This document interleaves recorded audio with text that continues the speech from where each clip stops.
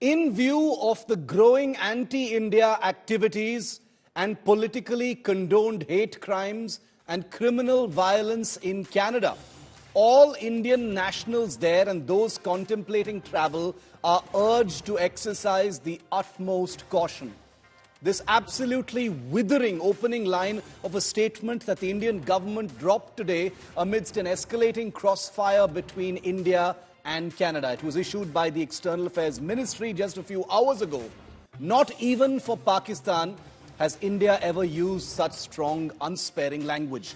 With it, the India-Canada relationship has descended to a very messy new low. And this angry new face-off is wholly on Canadian Prime Minister Justin Trudeau. Forgetting that he's a national leader and not some petulant teenager who nobody is playing with, Trudeau has made the egregious error of letting his personal emotions shape a political comment, and that too in Canada's Parliament. If Trudeau's month has been bad following the G20 turbulence, this week has been a downright disaster.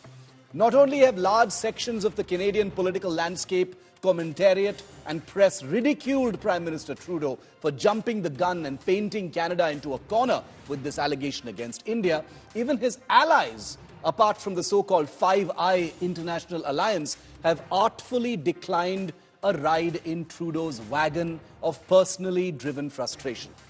We now know that when Trudeau stood up in Canada's Parliament this week to name India in the assassination of Khalistani terrorist Hardeep Singh Nijjar, he was at absolute boiling point. And we now have the full picture as to why. It turns out, viewer, that Trudeau spent weeks before the G20 summit in Delhi trying to rally Canada's closest allies, the Five Eye nations, which are Canada, the US, UK, New Zealand and Australia, to get them to issue a joint statement against India either before or during the G20. Not only did each of these countries ignore Trudeau's tantrum, they attended the Delhi G20 summit, as you saw, and made a big splash of their relationship and partnership with India. Biden and Modi's big joint statement, Albanese and Modi's viral selfie, and Sunak and Modi's most talked about bilateral. It was a rebuffed and ignored Justin Trudeau who arrived at the G20 to see his Five Eye friends indulging in total dosti with Modi's India. Trudeau must have decided right then that enough is enough. That's why he skipped the gala dinner at the G20 thrown by the President of India as well. The tragedy in all of this is that this friction was needless. India and Canada have largely positive relations, which may be invisible to you now.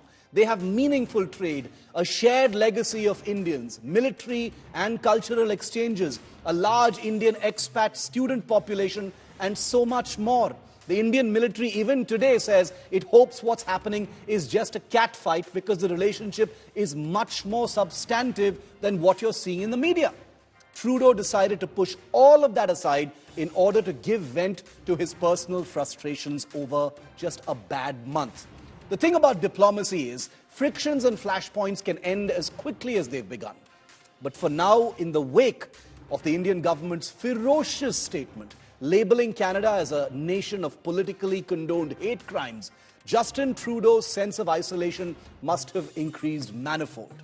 He will need to calm down and deal with this rationally if India-Canada relations are to reflect their much more layered reality, and not be a hostage of an annoyed adolescent aristocrat who nobody wants to play with.